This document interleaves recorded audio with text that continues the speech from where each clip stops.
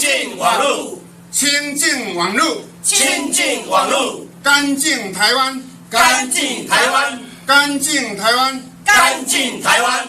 所做的这个调查，咱伫这个2017年敢若一年内底伫这个2018年啦等于讲一年内底呢受到这个网络攻击高达2亿466万次是世界第一。所以讲呢，伫网络的攻击、网络的谣言、网络的假新闻，对咱台湾已经造成到国家的这个安全所以讲呢，今仔日咱民主进步党中央活动部特别呢来成立了叫做网络辟谣大队。那么网络辟谣大队呢，最主要针对网络上有这个谣言、假消息，咱伫第一时间，咱会先来道德劝说。过来，若是这个无法度来下架，还是讲来处理的时阵，咱就是马上呢咱成立一个律师团，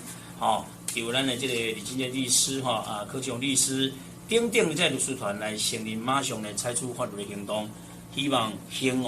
咱所有台湾的民众一个网络清气的这个空间，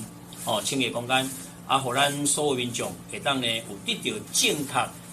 是真实的这个消息，莫因为这个网络这个谣言甲假新闻，造成到咱大家人心惶惶。因为是呢，咱最近大调查发现讲，那只要伊制造一个网络的假消息，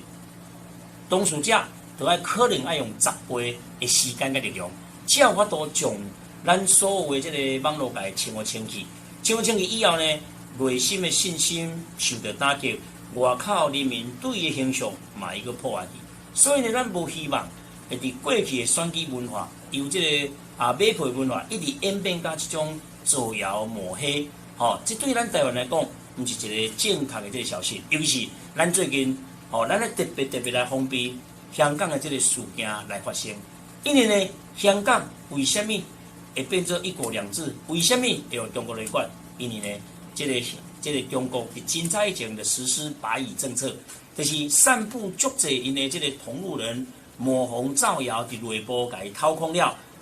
马上呢甲伊摕转来，变做讲是这个中国的这个管理。所以讲呢，咱已经有这个情形，咱一定要更加坚强所以咱今仔日成立网络辟谣大队，就是要来亲近咱这个空间，而且呢咱不只是咱中央管统部率先来成立，咱嘛要号召全国22个县市劳工党部。大家呢同步来成立会当伫全国大家做一届伫网络上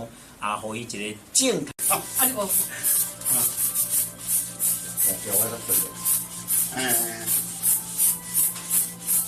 这红色红梅较歹喷咯。干净台湾除非你用抹布甲涂抹掉抹布伤清气